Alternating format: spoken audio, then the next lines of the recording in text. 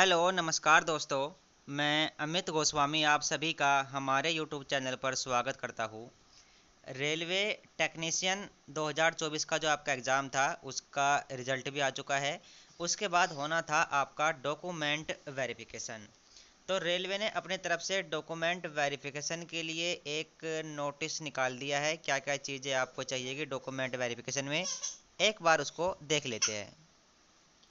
तो जो भी कैंडिडेट है जिनका डॉक्यूमेंट वेरिफिकेशन होना है उनके मेल वगैरह पर नोटिस भी आ गया होगा, ईमेल भी आ गया होगा। बाकी हम देख लेते हैं क्या नोटिस रेलवे की तरफ से आया है। आप गूगल पर सर्च कर सकते हो RRB भुवनेश्वर। जैसे ही आप ऊपर क्लिक करेंगे तो आपके सामने ये दो नोटिस आपको देखने को मिल जाएंगे। एक तो आपका मिलेगा हिंदी में और एक आपका मिलेगा इंग्लिश में। ठीक है, तो ये चीज़ें हैं। तो ये आपको याद रखना है। इस पर आप जैसे क्लिक करेंगे 288.77 तो आपका ये डाउनलोड हो जाएगा। ठीक है, तो वैसे तो मैंने डाउनलोड कर रखा है। चलो दोबारा इसको फिर करके इसको देख लेते हैं कौन कौन से डॉक्यूमेंट्स या क्या क्या नोटिस में इन्होंने दिया हुआ है। तो ये कुछ पॉइंट है, इनको हम फटाफट से पढ़ लेते हैं। रेलवे लेवल 5 में तकनीशियन ग्रेड फर्स्ट सिग्नल के पदों के लिए दस्तावेज सत्यापन डीवी के लिए चुने गए उम्मीदवारों को रेलवे भर्ती बोर्ड अब 12/3 को जारी कर दी गई थी, यानी कि रिजल्ट आपका 12/3 को इन्होंने निकाल दिया था। उपरोक्त के अलावा लेवल 5 में तकनीशियन ग्रेड फर्स्ट सिग्नल के पदों के लिए नीचे दर्शाए गए रोल नंबर वाले उम्मीदवारों को दस्तावेजों प्रमाण पत्रों के सत्यापन, उम्मीदवारी की प्रामाणिकता और चिकित्सा परीक्षण के लिए अस्थायी रूप से सूचीबद्ध किया गया है, जैसा कि नीचे निर्धारित है। इन्होंने कुछ उम्मीदवारों को आप कह सकते हो डिबार्ड किया है। रेलवे भर्ती बोर्ड की वेबसाइट से अपना ई कॉल लेटर डाउनलोड करके अपने उम्मीदवारों के पंजीकृत मोबाइल ईमेल आईडी पर एसएमएस ईमेल अलर्ट भेजे जा रहे हैं। ठीक है, यानी कि आपको भेज दिया गया है कि आपका डॉक्यूमेंट वेरिफिकेशन कहाँ होना है।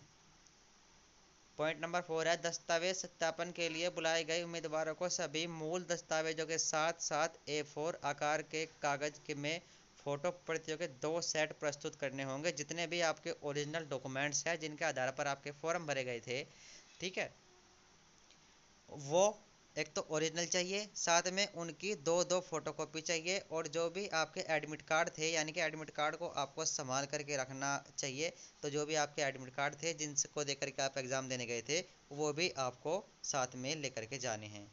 6 पासपोर्ट साइज आपको फ़ोटो चाहिए जो 6 महीने से अधिक पुराने न हो।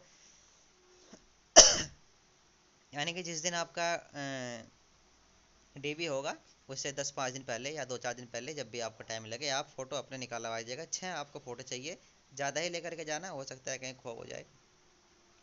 ऑनलाइन आवेदन मूल प्रमाण पत्र दस्तावेजों में नाम, पिता के नाम की वर्तनी में भिन्नता के मामले सत्यापन की तिथि पर उम्मीदवारों को आवश्यक स्टाम्प पेपर पर मजिस्ट्रेट यानी नोटरी के समक्ष निष्पादित प्रासंगिक शपथ पत्र प्रस्तुत करना होगा। मैंने कई बार आपको बताया है कि जैसे आपने फॉर्म फिलअप करने में आपके फादर्स नेम, मदर्स नेम या कुछ गलती अगर हो जाती है तो डॉक्यूमेंट वेरिफिकेशन में कोई दिक्कत आपको नहीं आती है।